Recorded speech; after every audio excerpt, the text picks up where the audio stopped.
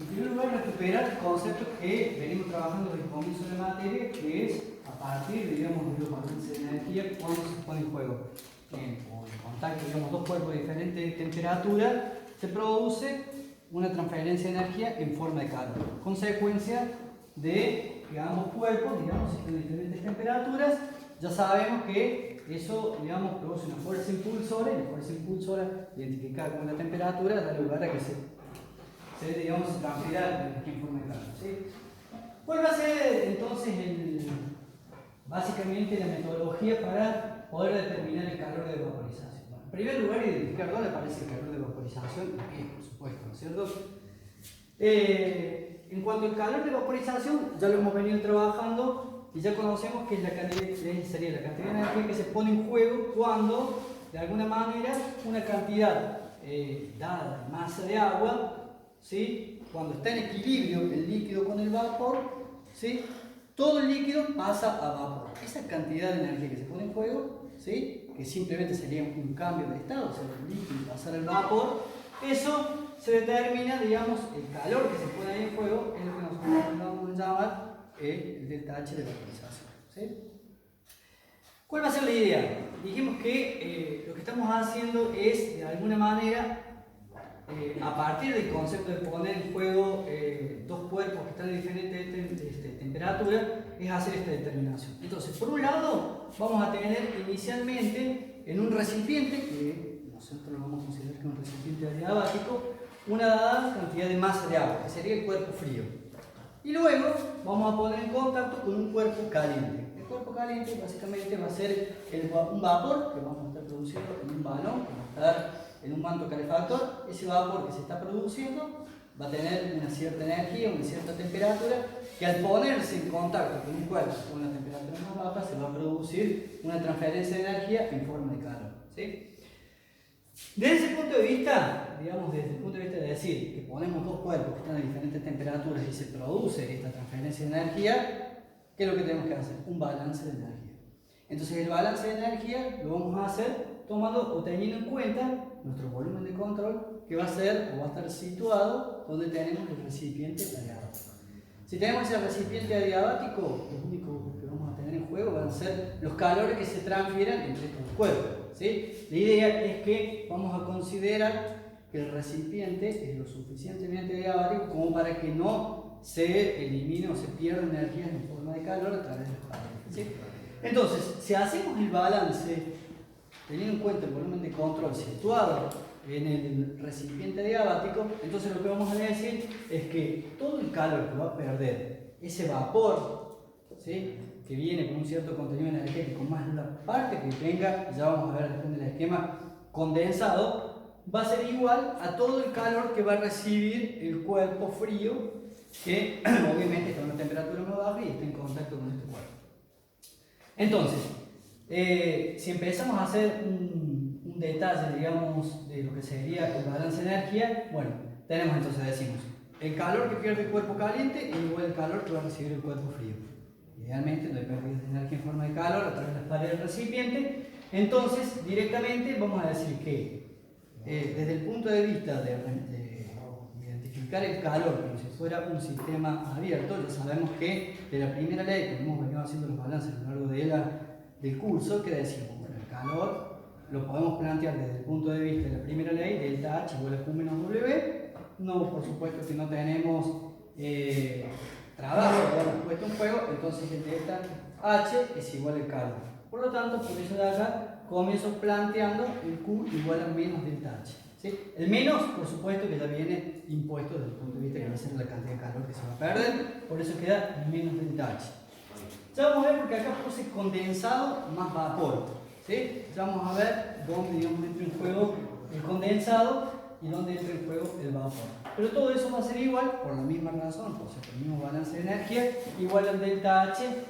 Y yo puse de agua fría para indicar que sería el agua que va a estar contenida en el recipiente, que va a ser el cuerpo frío, el cuerpo que está a la temperatura más baja y que es el que recibe el calor. Bien, pero antes de hacer acá el balance, reemplazar el delta H por lo que corresponda, ¿sí? Fíjense que yo puse condensado más vapor. Sucede que acá en el balón vamos a estar generando, el cantidad de agua, por supuesto, se pone, digamos, a calentar en función, digamos, de la presión que se encuentra hoy en el ambiente, va a alcanzar una temperatura de equilibrio a partir de la cual va a empezar a producirse la vaporización. ¿Sí? Ya hemos visto que tenemos que para que se produzca la evaporación, por supuesto, la presión de vapor tiene que ser igual a la presión de equilibrio, o sea, la presión que está en la atmósfera, de manera tal que cuando se equilibren esas presiones se empieza a dar el fenómeno de la transferencia de las moléculas de agua que están contenidas en el líquido a las moléculas que van a pasar a la fase de vapor. Bien, a esa temperatura de equilibrio, por ejemplo, si la presión fuera una atmósfera, ya sabemos que serían prácticamente 100 grados centígrados. ¿Sí? Se va a empezar a producir el vapor, que sería el cuerpo caliente que estamos identificando, ¿sí? Pero como, digamos, en el conducto este de vidrio, por donde va a estar el vapor circulando para ponerse en contacto con el cuerpo frío, ¿sí? Esto no está aislado. Entonces, de alguna manera se empieza a perder energía en forma de calor y, por supuesto, se empieza a condensar parte del vapor. Entonces, ese condensado, ¿sí? Que si bien está en equilibrio con el vapor y se va a encontrar a la temperatura a la cual se está produciendo la vaporización, básicamente, lo vamos a tener que tener en cuenta que el contenido energético que va a estar aportando no va a ser lo mismo que si se encuentra en estado de vapor. Por supuesto, porque si está en estado de vapor es mucho más alto, y si se encuentra ya como condensado, ya parte de esa energía justamente la ha liberado y tiene un buen contenido. Entonces, cuando hay que considerar el cuerpo caliente, en este caso, tenemos que considerar esas dos partes, digamos, una forma de vapor y una forma de líquido, que van a estar poniéndose o, digamos, en contacto, transfiriendo la energía cuando se ponga dentro del recipiente de abático y se encuentre con el agua con una menor temperatura. Es decir, parte de lo que se condense, ¿sí? Va a aportar con su temperatura inicial un cierto contenido energético y después va a alcanzar la temperatura final, que cuando se alcance, digamos, el estado final dentro del recipiente y todo el sistema alcance una temperatura de equilibrio entre ambos cuerpos una vez que se han intercambiado energía. Por supuesto que parte del vapor se va a seguir produciendo, o sea que vamos a encontrar, como decía, esos dos componentes. Entonces, si lo vemos en el balance, fíjense que por esa razón puse condensado y vapor. Es decir, desde el punto de vista del cuerpo caliente, ¿qué vamos a tener? Bueno, por un lado vamos a tener la masa, ¿sí?, de vapor, que de alguna manera, lo que viene de vapor, se va a poner en contacto con el cuerpo frío. Cuando se ponga en contacto con el cuerpo frío, por supuesto, cuando empiece a ceder parte de su energía, ¿qué va a pasar? Bueno, en una primera instancia, digamos, el vapor se va a condensar. Entonces ahí hay una forma, digamos, de energía o calor latente que se pone en juego, de manera tal que el vapor pasa como líquido, o sea, vapor saturado a líquido saturado.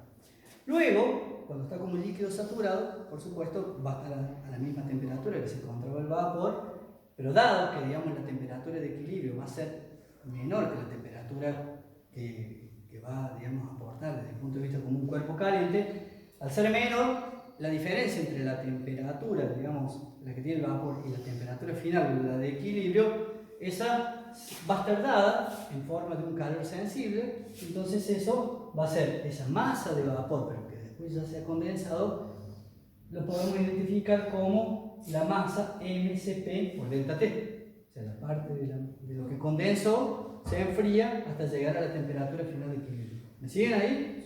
¿Sí?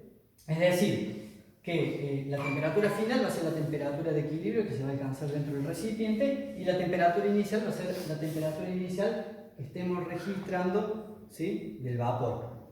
Es decir, como esa misma masa, esa porción, olvidémonos lo que se condensa. Es decir, como la masa del vapor que va a venir se va a poner en contacto con un cuerpo frío, primero se condensa y después hay un enfriamiento hasta llegar a la temperatura final. Esa misma masa, entonces, obviamente, que experimenta estos dos, expresados en términos, digamos, matemáticos, esos dos términos: el calor latente, que va a estar cediendo, y el calor sensible, que es así como científico. Luego, todo eso sería, digamos, la parte del vapor que se va a poner en contacto con el agua, que inicialmente va a estar a una temperatura por supuesto más baja, y por eso decimos que es el cuerpo frío. Pero decimos también que parte ya viene condensado. Entonces, esa parte que viene condensado no va a estar aportando un calor latente, sino que simplemente va a ser decir, agua que se encuentra en una temperatura más alta se va a poner en contacto con agua que está en una temperatura más fría, entonces simplemente se produce por diferencia de temperatura una transferencia de calor y el calor sensible. ¿Y ese dónde lo identificamos? Directamente en este término, que sería el producto de la masa que ya condensó, que viene condensada por, bueno, un Cp medio, el Cp medio del agua, por el delta T, es decir, la temperatura final dentro del recipiente, menos la temperatura inicial. Está identificado con D2 porque vamos a decir que el vapor que se está generando, que luego parte condensa, parte queda como vapor, lo vamos a decir o lo vamos a tener en cuenta como si fuera el cuerpo 2. Entonces, de alguna manera vamos a tener por un lado la temperatura inicial del vapor, y ahora yo lo agrego porque no se confundieran, más el condensado. El condensado en realidad empieza a aparecer en esta zona, pero todo eso va a estar a una dada temperatura. Obviamente está en el equilibrio, entonces va a ser la temperatura que con el termómetro estemos registrando en esta zona. Y por otro lado vamos a tener la temperatura inicial del agua, que sería el cuerpo frío, que está inicialmente en el recipiente. Cuando se pone en contacto y se bujea de alguna manera ese vapor con parte del condensado, obviamente hay un intercambio de energía en forma de calor hasta llegar, se deja un tiempo, se va después dejar obviamente de burbujear y se va a dejar que alcance la temperatura, vamos a ver cuánto tiempo va a estar burbujeando eso, pero una vez que esto, digamos, se deja de burbujear el vapor, introducir el condensado, se deja que alcance una temperatura final de equilibrio, que es cuando uno va a estar registrando a través del seguimiento de la temperatura. Cuando la temperatura no cambie más, por supuesto, ya la transferencia de calor cesa y lo único que se alcanza es el equilibrio entre los cuerpos que van a estar a una misma temperatura. Por lo tanto, la temperatura final va a ser una sola y es la temperatura que alcanza la masa final de agua, que es la masa inicial más lo que ha ingresado en forma de vapor y condensado, que lo vamos a también estar registrando. Entonces, es decir, que el delta H de condensado más el vapor más condensado, lo estamos identificando básicamente con estos dos términos, ¿sí? Pero sin perder de vista que esto es la parte que aporta lo que ya viene condensado y esta es la parte del vapor que cuando se pone recién en contacto con el agua, ¿sí?, se condensa y lo que está condensado se enfría hasta alcanzar la temperatura final. ¿Sí? Bien, todo ese calor que va a estar cediendo el cuerpo caliente va a ser igual a todo el calor, lo podemos poner en estos términos, que va a estar tomando el cuerpo frío. Y el cuerpo frío dijimos que simplemente era la masa inicial de agua que estaba en el recipiente a una temperatura, va a ser la temperatura ambiente, por el Cp por el delta T. ¿Sí? Un Cp medio, el delta T va a ser la temperatura final, que es la temperatura de equilibrio, y menos la temperatura inicial 1, porque simplemente identifico 1 como el cuerpo frío. Bien, de este balance, ¿sí?, lo que hay que, digamos, despejar de alguna manera sería el delta H de condensación. ¿Sí? ¿Por qué? Porque las masas las determinamos, obviamente. Podemos determinar. Las temperaturas también las vamos a estar registrando y las vamos a estar midiendo.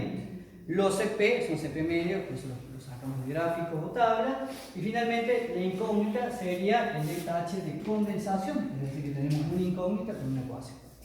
Solamente que como lo planteamos desde el punto de vista del delta H de vaporización, entonces es que si el delta H de condensación es igual a menos delta H de vaporización, porque obviamente es la misma cantidad de energía que se pone en juego para una masa, digamos, vaporizarla que después condensarla.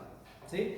Es decir, si esto es simplemente el mismo valor numérico pero cambio de signo, entonces de acá por supuesto se reemplaza, se recomoda, se despeja, algo que después ustedes van a tener que hacer paso a paso y corroborar, como siempre les digo, que la ecuación, digamos, que uno escribe final y que también lo tienen en el instructivo que les dimos del laboratorio, tiene que quedar algo así. De manera tal que simplemente una vez que se hayan determinado todas las masas y las temperaturas, se estime entonces a través de este balance de masa, de energía, el delta H de vaporización.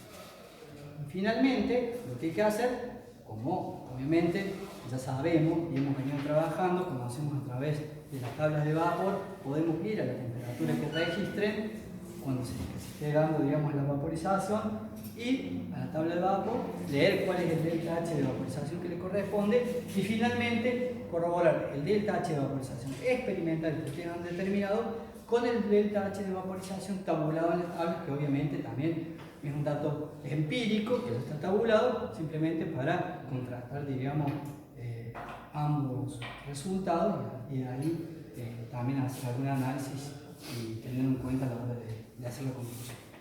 Finalmente, queda simplemente hacer el detalle del tema de las masas. Si me han seguido con el balance de energía, lo único que resta, digamos, es identificar cada una de las masas. Entonces, por un lado, dijimos que tenemos la masa del vapor. ¿Sí? La masa del vapor, obviamente, la tenemos identificada. La masa, dijimos, de lo que viene o lo que va condensando, ya va a ingresar como condensado que se pone en contacto con el agua fría.